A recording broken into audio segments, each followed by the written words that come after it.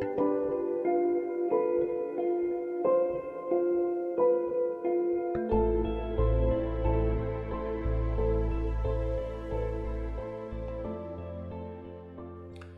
tal? Estamos aquí nuevamente en estos cursos bíblicos de la Sociedad Bíblica de San Pablo para en esta oportunidad comentar o seguir comentando los personajes femeninos de la parte del Nuevo Testamento.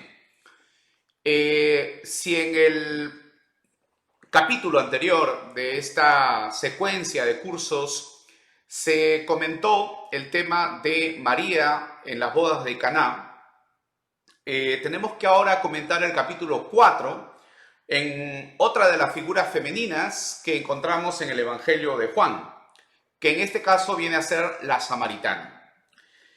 Quiero antes hacer una pequeña introducción a este comentario que estamos haciendo de las figuras femeninas, porque en el caso de la Sagrada Escritura, recordemos que San Juan va a tomar un tema, un elemento que aparece o está muy presente en la relación que Dios mantiene con su pueblo.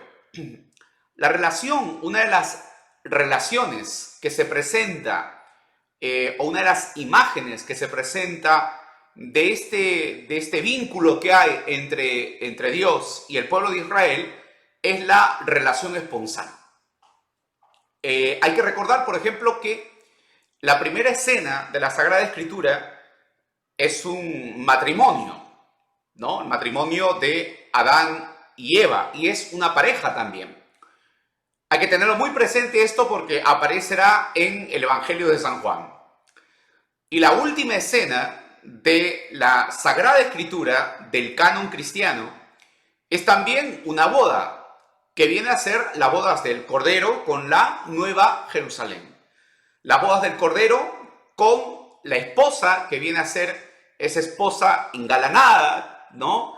Que llega muy ataviada, muy adornada, para el esposo, que en este caso es el Cordero. Entonces, la Sagrada Escritura empieza en el Primer Testamento con un matrimonio y termina finalmente con otro matrimonio. ¿Por qué les pongo este caso? Porque hay en el Evangelio de San Juan una figura muy presente de esta relación esponsal de Dios con el pueblo de Israel. Y en este caso, la figura, digamos, el lugar, como lo veíamos en el comentario de la boda de Caná, el lugar de Dios lo ocupa Jesús. Entonces Jesús ocupa ese lugar de Dios y ocupa el lugar del esposo, del novio, ¿no? Del varón, que en este caso se dirige a María, si nos hemos dado cuenta, ¿no? En el texto de la boda de Caná, como mujer. Y también aquí, ¿no? Con la samaritana se va a dirigir como mujer. Esto va a estar muy presente en las otras figuras que vamos a comentar durante este ciclo de conferencias del Evangelio de Juan y la figura femenina. Bien, pasemos ahora a hablar en el capítulo 4 del Evangelio de Juan, y no me voy a detener más, sino voy a comentar el texto. En el capítulo 4, propiamente inicia con la escena, el versículo 4, ¿no? El versículo 4. Dice, y era necesario pasar por Samaria. Está hablando de Jesús, y Jesús entra en Samaria, dice, porque era necesario. O sea, tenía que pasar por Samaria, ¿no? Esto ya nos dice algo muy importante, porque como que hay una nota teológica en este dato, ¿no? Recordemos que Samaria es un lugar de rechazo, de enemistad, ¿no? Hay una enemistad muy fuerte entre los de Judea y los de Samaria, ¿no? Por todo este problema que hay, no solamente religioso, sino problema político también, ¿no? Hay un problema fuerte, problema económico, ¿no? Están unidos esos tres elementos, ¿eh? Hay una enemistad que se va alimentando en varios momentos de la historia. Entonces, cuando se dice que era necesario que Jesús entrara en Samaria, Está diciendo que es la voluntad de Dios que Jesús pase por ese pueblo, que es un pueblo donde lo de Judea, ¿no? La religión oficial no desea pasar, ¿no? Hasta los productos que se traían de la parte norte eran sospechosos de impureza, pues porque si pasaban por Samaria eran sospechosos de impureza, o sea, la gente no los consumía, porque eran alimentos impuros. Entonces, los que iban a peregrinar al templo ya evitaban pasar por Samaria porque también recibían insultos y recibían todo el rechazo de los samaritanos. No, recordemos un poquito esa escena del Antiguo Testamento en la cual se dividen los dos reinos, ¿no? Y al dividirse los dos reinos surge la competencia de que hay dos templos. Entonces, es lo que va a aparecer en la escena, ¿no? ¿Dónde es que se rinde culto al Señor? ¿En el monte Garizim o es en Jerusalén, ¿no? Y después está el tema de que también existían dos pentateucos, ¿no? Estaba el Pentateuco samaritano, pero también estaba el Pentateuco judío. Entonces, ¿cuál de estos dos, no? Entonces, bien. Ahora, importante acá situar el contexto, porque esto nos va a ayudar a entender lo que viene más adelante. Bien, dice así: y fue pues a la ciudad de Samaria, ¿no? Llamada Sicar, ¿no? Junto a la heredad de Jacob, que Jacob dio a su hijo José. Entonces acá aparece la figura de Jacob, porque si bien en el ambiente de Judea la figura es Moisés, la figura mosaica, ¿no? O sea, toda la tradición mosaica, acá es la figura de Jacob, ¿no? Está el pueblo samaritano unido a la figura de Jacob. Y entonces dice, ahí estaba el pozo de Jacob, y entonces Jesús, cansado del viaje, se sentó junto al pozo, ¿ya? Y era como la hora sexta. ¿Ya? Bueno, a ver, vamos a ver. En primer lugar, en el texto griego hay una partícula que se traduce como junto a, pero también se puede traducir como sobre. Entonces, podría ser Jesús, cansado del camino, se sentó sobre el pozo de Jacob, ¿ya? Con esto quiere decir que está manifestando su superioridad, ¿ya? Entonces se sienta por encima, o sea, como que está por encima de Jacob, ¿de acuerdo? Porque está por encima de Jacob. Entonces, ahí es un dato muy importante porque Jesús reemplaza la figura de Jacob. Reemplaza la figura de Jacob. Así como, por ejemplo, el vino reemplazó el agua, ¿no? La alegría del Mesías reemplazó la purificación de, ¿no? Todas las tradiciones judías, ¿no? Entonces, ahora Jesús reemplaza la figura de Jacob, digamos, una figura que es la figura importante para el pueblo samaritano. Entonces, está reemplazando una figura masculina, ¿ya? Entonces hay que entenderlo muy bien ahí, por ahí va el asunto. Y era como la hora sexta. Si usted ve el Evangelio de San Juan, ¿qué tiene que ver la hora sexta? Miremos más adelante en el relato de la pasión. La hora sexta es el momento en el cual Jesús ofrece, ¿ya? Se ofrece a sí mismo. Se ofrece a sí mismo. Y tiene que ver con el momento de la pasión. Tiene que ver con el momento de la expiración de Jesús. Momento en que Jesús entrega la vida. Entonces hay que tener muy presente el tema de era la hora sexta porque es un dato teológico. Llegó una mujer de Samaria a sacar agua. Jesús le dijo, dame de beber. No. Pues sus discípulos habían ido a la ciudad a comprar alimentos. La mujer samaritana le dijo, ¿cómo tú siendo judío me pides a mí de beber que soy mujer samaritana? Porque los judíos no se tratan con los samaritanos. Entonces aquí Juan explica eso, ¿no? Parece que el auditorio no conoce esa situación. Y entonces dice, Jesús respondió y le dijo, si conocieras el don de Dios y quién es el que te dice dame de beber, tú le pedirías, ¿no? Y te daría el agua viva. Entonces ya pasamos a un plano distinto. La mujer viene al pozo a buscar el agua del pozo. Y entonces Jesús viene y le ofrece agua viva. Aquí cuando se habla el agua viva, se está hablando de el agua que representa el Espíritu. El Espíritu de Dios viene identificado con el agua que corre, el agua viva, ¿de acuerdo? Ustedes pueden ver el texto de Ezequiel, es el agua que sale del templo, es el agua viva, el agua que no está estancada. Y ojo, el pozo de Jacob tiene agua estancada. Ahí entonces, lo que ofrece Jesús a la samaritana es superior a lo que Jacob le ofreció al pueblo. Ahora, la samaritana en primer lugar le llama, tú siendo judío, me pides a mí. El primer título que recibe Jesús acá es judío de parte de la mujer. Hay que tenerlo muy presente porque después va a ir de manera ascendente. ¿Bien? Ahora, le dice, si tú conocieras el don de Dios y quién te está pidiendo de beber, ¿quién es el don de Dios? El don de Dios es Jesús. Entonces Jesús es el don del Padre. ¿Ok? Jesús es el don del Padre. Entonces la mujer dijo, Señor, no tienes con qué sacar el agua. Y el pozo es hondo. ¿De dónde pues tienes agua viva? ¿Acaso tú eres mayor que nuestro padre Jacob, que nos dio este pozo, del cual bebieron él, sus hijos y su ganado? Jesús le contestó, cualquiera que beba de esta agua volverá a tener sed. Pero el que beba del agua que yo le daré jamás tendrá sed, sino que el agua que yo le daré será en él una fuente de agua que salta para la vida eterna. Entonces, acá hay dos cosas.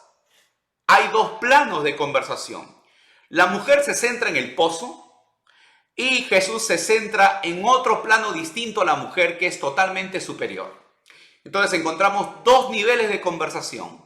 Un nivel, y esto va a pasar siempre en las escenas del Evangelio de Juan, ¿no? ¿Se acuerdan los mayordomos? Los mayordomos se quedan en el vino. ¿De dónde viene el vino? Y no se dan cuenta que el que está hablando con ellos, que Jesús de Nazaret, es justamente digamos, el lugar de donde procede el vino nuevo. Entonces, igual, ¿no? La mujer samaritana se queda en el pozo.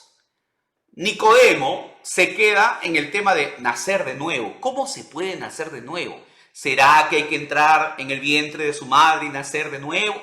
Jesús está hablando de otra manera, de otro nacimiento, de otro modo de venir nuevamente al mundo en una nueva vida. Está hablando de una nueva vida. Entonces, hay dos niveles de conversación. La mujer se centra en el pozo, en el agua que está estancada. Jesús habla de aquel que beba el agua viva que él le va a dar. Y dice así, ¿no? Nunca más tendrá sed. Nunca más tendrá sed. O sea, es decir, el agua, lo que ofrece Jesús, es algo que calma no una sed material, sino una sed existencial. Entonces la mujer le dijo, Señor, dame de esa agua para que no tenga yo sed y no tenga que venir a sacarla. Nuevamente se queda en el pozo. Jesús le dijo, ve y llama a tu marido y ven acá. Hay una imperativa. Ve, llama y vuelve. Ojo con ese detalle, ¿eh? 3 verbos. Ve, llama y vuelve. Pero ve donde tu marido, llámalo y ven aquí. No. Entonces, ahora, respondió la mujer, no tengo marido. ¿Ve la relación esponsal? Acá hay una relación esponsal, ¿no? Jesús pregunta por el esposo. ¿Quién es el esposo de esta mujer? Entonces, Jesús dijo, bien ha dicho, no tienes marido. ¿Por qué? Porque has tenido 5 maridos y el que ahora tienes no es tu marido. No. En esto ha dicho la verdad. Entonces la mujer dice, Señor, veo que eres un profeta. ¿Ve? Primero le llama judío, después le llama Señor, ahora le llama profeta. Vamos ascendiendo, ¿eh? Vamos ascendiendo en los títulos que la mujer le da. Ahora, este es un tema esponsal. Y el tema esponsal es muy interesante. ¿Por qué? Porque tiene 5 maridos. ¿Ya? El que tiene ahora es el 6º. Por tanto, significa que la mujer ha tenido una relación con divinidades distintas, con esposos diferentes, pero ninguno de ellos será como Jesús. Jesús es el 7º y por tanto el número 7 significa el número perfecto. Jesús es el esposo perfecto y es la relación plena que necesita la mujer. Entonces volvemos a la relación esponsal. la mujer samaritana está representando al pueblo samaritano. No es una mujer con nombre y apellido. Acá Juan está yendo mucho más allá de lo que viene a ser una información que se le ha dado sobre Jesús que habló con una mujer samaritana. Acá los personajes tienen mucho más de simbólico que de real. Acá la mujer representa al pueblo samaritano.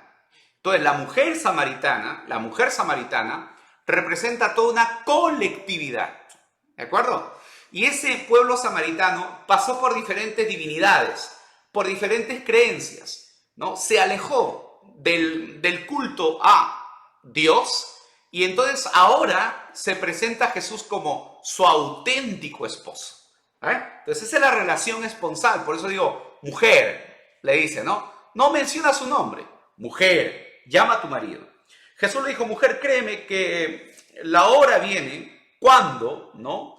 Ni en este monte ni en Jerusalén adorarán al Padre. Ustedes, ¿no? Adoran lo que no saben. Nosotros adoramos lo que sabemos porque la salvación viene del ambiente judío. Entonces, acá, en esta escena, en esta frase, Jesús está presentando la teología propia de su pueblo. La salvación viene del ambiente judío. El Mesías procede del ambiente judío. Pero, lógico, acá el tema de la relación con Dios está totalmente superado por la relación, la unión con Jesús. Y la unión con Jesús no tiene nada que ver con un lugar físico. No tiene nada que ver con un tema nacionalista. Entonces eso es importante. Jesús viene a liberarnos de una fe que está unida a un tema de la raza. O sea, no puede ser eso. La relación con Dios no puede estar reducida a un tema de culto, al tema de un lugar específico, ni al tema, por ejemplo, de, digamos, un espacio, una estructura, ¿de acuerdo? Y una nación. Supera eso. Entonces, ahora viene el tema. Pero ahora viene la hora en que los verdaderos adoradores adorarán al Padre en espíritu y en verdad. Fíjese que la verdad es un modo para adorar a Dios. Vivir en la verdad es un modo para rendir culto a Dios. Rendir culto a Dios. Porque también dice, al Padre tales adoradores busca que lo adoren. Dios es espíritu. Entonces, acá hay una superación de la relación con Dios que no está ligado a un tema de un lugar concreto, un templo, un culto y un sacerdocio. No. Y los que lo adoran en espíritu y en verdad, es necesario que lo adoren.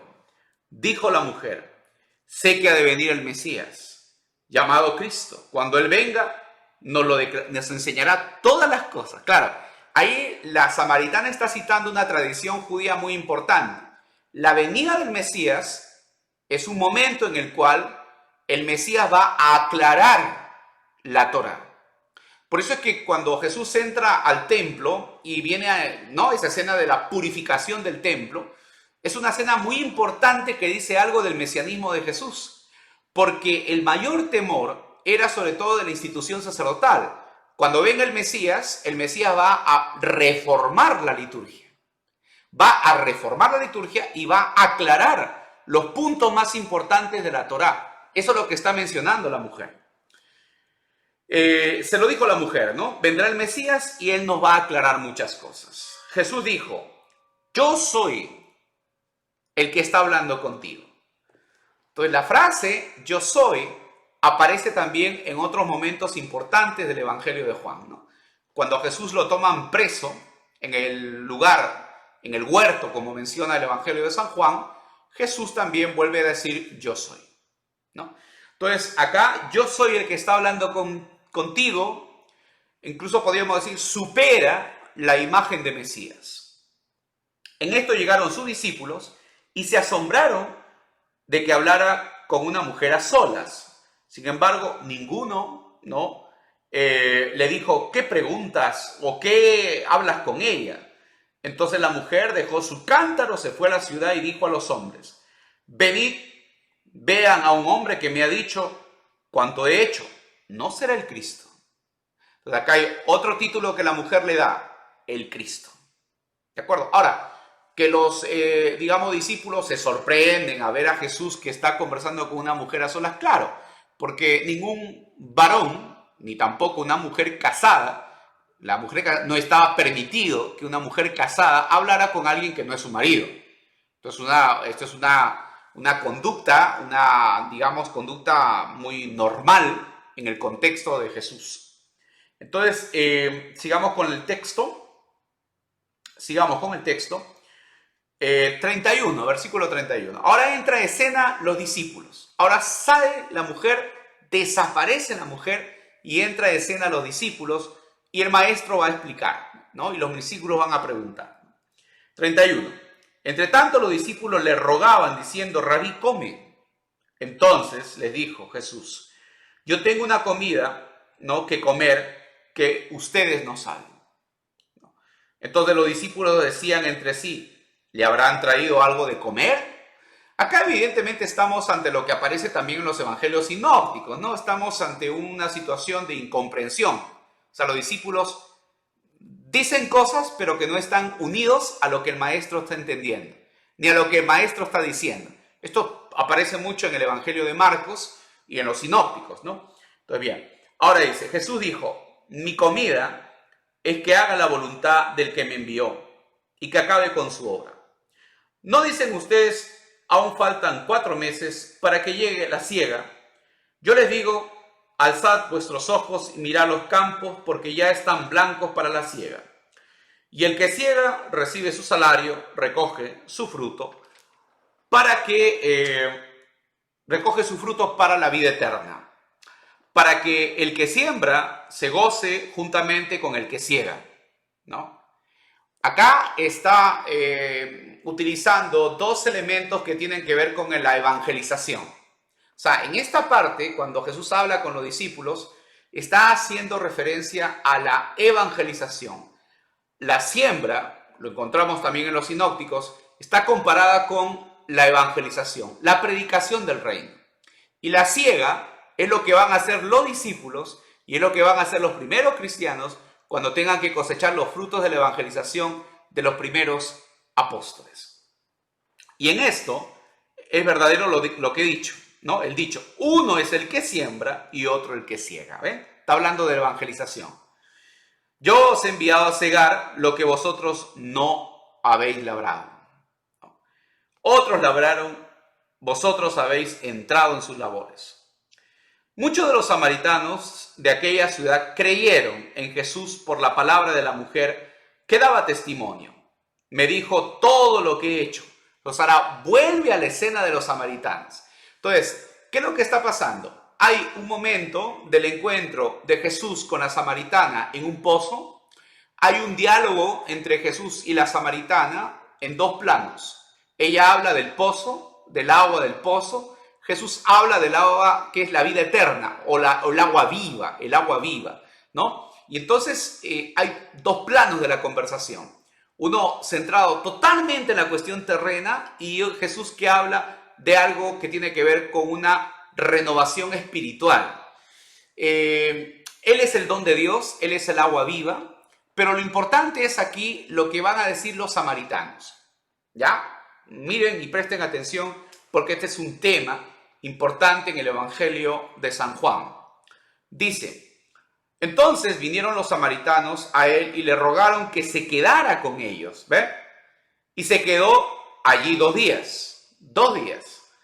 Muchos creyeron por la palabra de él y decían a la mujer: ya no creemos solamente por lo que nos ha dicho, pues nosotros mismos hemos oído y sabemos que verdaderamente este hombre es el Salvador del mundo, el Cristo. Entonces hay un título entonces ahora que se le da a Jesús que lo dan los samaritanos: el Salvador del mundo, el Cristo.